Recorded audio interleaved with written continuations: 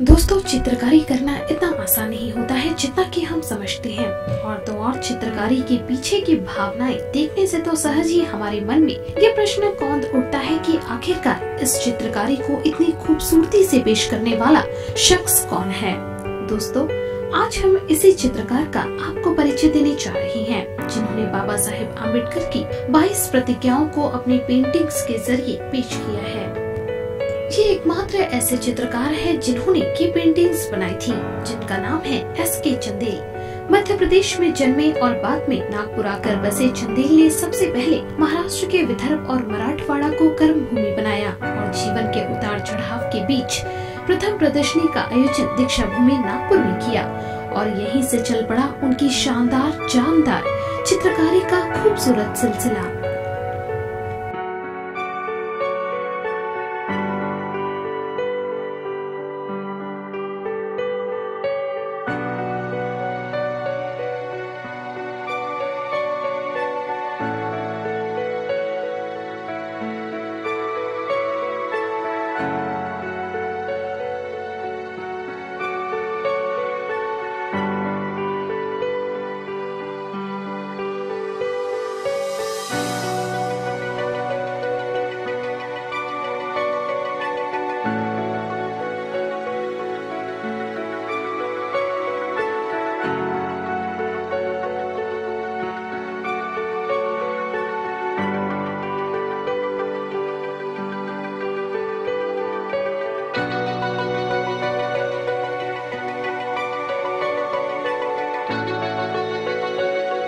कई पुरस्कारों से सम्मानित, साथ ही अपनी उत्कृष्ट चित्रकारी से लोगों के बीच अपनी अमिट छाप छोड़ने वाले एस.के. चंदेल से हमारे प्रतिनिधि स्वप्निल गोधाड़े ने खास बातचीत की। आइए सुनते हैं उनके सुनहरे सफर की एक यादगार दास्तान। ये बताइए, जब आपने चित्र निकालने का प्रयास किया था बाबा साहब के प्रतिज्ञाओं के पर, तब आपको किन तकलीफों का सामना करना पड़ा और क्या उद्देश्य था आपका जो निकाले आपने पिक्चर्स? बाबा साहब आम्बेडकर के 22 प्रतिज्ञाओं के ऊपर चित्रावती करने से पहले मैंने काफ़ी स्टडी किया और 22 प्रतिज्ञा थी, ऑलरेडी बाबा साहब के विषय में सभी लोग जानते हैं और सभी लोगों को पता है कि बाबा साहब की जीवन किस तरह से उतार चढ़ाव में गुजरा। उन्होंने संसार में जो एक हिंदुत्ववादी, ब्राह्मणवादी या जो भी एक ऊंच नीच की भावनाओं से गुजर रहे थे, वो तब तकलीफों को सहते हुए वो जब अपने अंतकाल में थे, अंतकाल मतलब जब उन्होंने धर्म परिवर्तन किया, आपने 22 प्रतिज्ञाओं की चित्रकारिता की, तो उसमें से सबसे चुनिंदा जो पसंदीदा चित्र कि जिसका अनुभव सबसे अच्छा रहा, वो कौन सा चित्र था? उसमें ये चित्र था कि हम सब एक हैं, सभी मनुष्य एक हैं। जैसे देखा जाए कि उसमें एक प्रतिज्ञा यही दी है कि सब समान हैं। जब सब समान हैं तो सब समान के मतलब ये होता है कि अगर मनुष्य ऊपरी ढंग से हिंदू धर्म को छोड़ के बुद्ध धर्म अपनाया था, उस समय उन्होंने एक निश्चय किया था कि मैं हिंदू धर्म में पैदा जरूर हुआ हूँ पर मरूंगा नहीं, और उनकी एक अपनी कल्पना थी कि हिंदुस्तान को मैं बुद्धमय करूँगा। उस समय उन्होंने एक 22 प्रतिज्ञा जो थी उन्हें लिया और 22 प्रतिज्ञा लेके उन्होंने अपने धर्म परिवर्तन का वो जो 22 प्रतिज्ञा ली, उसमें कुछ ऐसे पॉइंट्स थे कि जो संसार में मनुष्य होता है, मनुष्य को तकलीफ़ें कहाँ से और कैसी होती हैं, उसके राह में घोड़े कहाँ से आते हैं, उन तकलीफ़ों से दूर होने के लिए और अपने आप को उजागरता लाने के लिए बाबा साहब ने 22 प्रतिज्ञा ली। और उन 22 प्रतिज्ञाओं को, जो 22 प्रतिज्ञा थी, मैंने देखा कि बुद्ध का जीवन जो सिद्धांतवादी था, शांति प्रिय था, बाबा साहब ने उसको अपनाया, पर जो 22 प्रतिज्ञा उसमें से उन्होंने बाबा साहब आम्बेडकर साहब ने चुनी और जो अपने जीवन में ली और अनुयायियों को दी, तो उन प्रतिज्ञाओं को मैं काफ़ी कुछ निचोड़ नज़र आया कि एक भावनाओं से आदमी किस तरह से जूझता है और जूझने के बाद जब वो उन चीज़ों से विरक्तता पाना चाहता है तो वो 22 प्रतिज्ञाओं की ओर कदम बढ़ा लेता है। तो प्रतिज्ञा उसमें से उन्होंने बाबा साहब आम्बेडकर साहब ने चुनी और जो अपने जीवन में ली और अनुयायियों को दी, तो उन प्रतिज्ञाओं को मैं काफ़ी कुछ निचोड़ नज़र आया कि एक भावनाओं से आदमी किस तरह से जूझता है और जुटने के बाद जब वो उन चीज़ों से विरत पाना चाहता है तो वो बालक प्रतिज्ञाओं को कदम बढ़ा लेता है। तो उस समय जब ये मेरे विचार आए, मेरे मन में विचार आया कि संसार में बाबा साहब को हर कोई पूजता है, हर कोई उनके जीवन शैली में जीना चाहता है, उनके बताए मार्ग पर चलना चाहता है, मार्ग पर चलना चाहता है, तो वो 22 प्रतिज्ञाएं एक निष्कर्ष किया कि बाकी एक आर्टिस्ट होने के नाते मेरे अपने विचार में आया कि मैंने कई विषयों पर काम करते आया, तो क्यों ना इन 22 प्रतिज्ञाओं पर चित्रावली की जाए जो जन सामान्य तक पहुँचाई जाए। और उसके लिए मैंने ये प्रयास किया। और रहा सवाल ये कि उसमें किसी प्रकार का तकलीफ या प्रावधान, ये अवश्य कि पहले 22 प्रतिज्ञाओं को अच्छी तरह से जानना, क्योंकि 22 प्रतिज्ञाएं एक एक लाइन में जो दी है कि मैं चोरी नहीं करूंगा। अब चोरी नहीं करूंगा तो चोरी किसी चीज की चोरी करना नहीं होता है।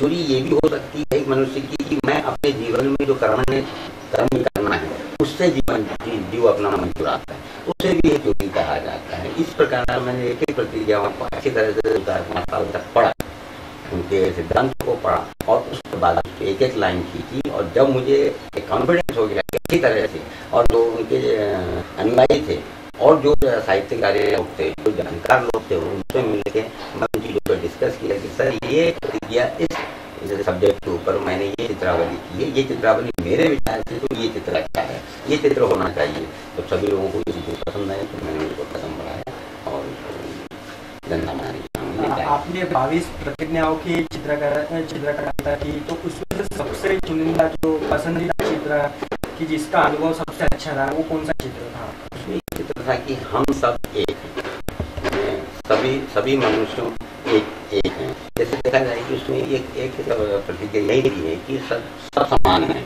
जब सब समान हैं तो सब समान के मतलब ये होता है कि अगर मनुष्य ऊपरी ढंग से रंगों का भेद अलग अलग है, जैसे रंग होते हैं चित्रकार के लिए तो रंग ही उत्पत्ति होती है कि लाल रंग अलग है, पीला रंग अलग है, नीला अलग, और उन रंग के जो भाव होते हैं वो एक जैसे होते हैं। इसी प्रकार मनुष्य के शरीर सौरभता, विचारिता, सिर्फ विचार अलग हो सकते हैं पर मनुष्य सब एक है।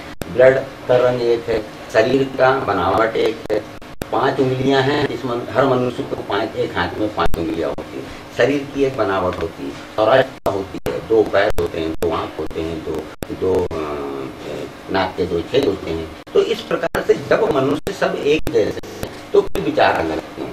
विचार अलग नहीं होना चाहिए, सभी समान एक होना चाहिए। इसमें धर्म भावनाओं को अलग अलग रूप नहीं दिया जा सकता है। धर्म सब अलग हो सकते हैं, धर्म हर एक के कुंडली में अपने अपने धर्म होते हैं, इसमें कोई बुराई नहीं है, सबका अपना धर्म होता है, हर मनुष्य अपने हिसाब से ही पूजा पाठ या ड्यूटी अर्चना करता है। तो इसी प्रकार बाबा साहब की प्रतिज्ञाओं में एक प्रतिज्ञा यही भी थी कि सर्व मनुष्य मात्र एक जैसे हैं। फिर जब एक जैसे हैं तो एकीकरण जब एक जगह हो जाता है तो रंगों को अगर एक कागज एक कैनवास पर उल्लेख किया जाता है तो उसकी जो बनावट छटा होती है वो सबसे अलग होती है, यानी वो सबको एकत्रित करके एक नई चीज तैयार होती है। तो यही उनके विचारों में समाया था। तो वो चित्र मेरे मन को बहुत छुआ कि नहीं, उसमें जैसे कि बाबा साहब के शब्दों में बाबा जब धर्म में या बाबा साहब धर्म के को मानते हैं, सिद्धांत को माना है, तो उसमें एक पंचशील ध्वज दिया है। पंचशील ध्वज के अंदर में 5 रंग हैं, 5 रंगों की जो एकाग्रता है, 5 रंग एक जगह आके मिल रहे हैं, तो 5 रंग मिलने के बाद भी जो एक उसमें भाव पैदा होता है, 5 रंग में अगर पूरे रंग भी मिला दिए जाए, उन्हें कम ज्यादा भी किया जाए तो उसकी जो सुंदरता छटा बनती है वो छटा देखने में बनती है। तो ये एक चित्र था जो मेरे मन को काफी खाया और ये लगा कि वाकई में जो महापुरुष होते हैं उनके विचार कुछ हटके ही होते हैं। वो संसार में ये चीज तो बिल्कुल अग्रसर करके जाते हैं, जब हो तो करते हैं, ना हो तो करके जाते हैं कि आप इस चीज को उसको गहनता से देखिए। जो उन्होंने कहा है, जो उन्होंने किया है, वो अपने लिए एक खजाना रख के चले जाते हैं कि आप इसको सिर्फ खोलिए, इसके अंदर आपको बहुत कुछ मिलेगा। तो वो चित्र के अंदर ये मैंने पाया कि वो चित्र बहुत ही विचाराधीन रहा, उसमें काफ़ी चीज़ें मिश्रित हैं। सिर्फ ये है कि हम जैसे आप जैसे सभी संसार के प्राणियों में उन चीज़ों को सिर्फ निचोड़ना है, उसमें गहनता से उतरना है और संसार को जीना है। इन तस्वीरों को आपको उभरने के लिए कितना वक्त और कितना मेहनत लगा? वैसे तो जब तक मैं ये बाबा साहब अम्बेडकर साहब की जीवनी थी उसे पढ़ा और 22 प्रतिज्ञाओं के ऊपर स्टडी किया, उसमें तो काफ़ी समय लगा, कि 5-7 साल 8 साल मेरे इसमें गए। और उसमें से जब मैंने 22 प्रतिज्ञाओं के ऊपर मेरा जोर गया, क्योंकि अम्बेडकर साहब की जो जीवनी चित्रावली है, तो ये चित्रावली भी मैंने तैयार की। पर ये जो चित्रावली है, ये तो सामान्य में जो भी है, बुद्धिस्ट हों या अम्बेडकरवादी हों या संसार में कोई भी प्राणी हो, सभी को मालूम है कि अम्बेडकर जी का जीवन क्या था। अब उसमें से जब मैंने 22 प्रतिज्ञाओं को ही चुना और 22 प्रतिज्ञाओं को चुना, मैंने ये पाया कि ये 22 प्रतिज्ञाएं एक मूल मंत्र है। उनके जीवन का पूरा निचोड़ यहाँ उन्होंने धर्म परिवर्तन शुरू किया और अनुयायियों को दिया, और वो प्रतिज्ञा खुद भी अपने जीवन में ग्रहण की और अनुयायियों को दी। तो इन 22 प्रतिज्ञाओं को बनाने के लिए और पढ़ने में जो समय गया, उसके बाद जब मैं उसकी गहराई पे उतरा और उसके बाद में मैंने उसके एक चित्र को, एक लाइनिंग जो स्केच बनाए जाते हैं, पहले मैंने उसको तैयार किया और उसके बाद में उसको जब फाइनलाइज करते गए तो करीब एक चित्र को बनाने में मुझे 1 महीने से 1.5 महीने का समय लगा। ऐसा मैंने 2 साल 3 साल के बीच का समय गुजारा और फिर इसे मैंने कंप्लीट किया। दर्शकों, चंदन जी जिन्होंने 22 प्रतिज्ञाओं के ऊपर बहुत ही अच्छी पेंटिंग्स बनाई है, आइए देखते हैं वो पेंटिंग्स।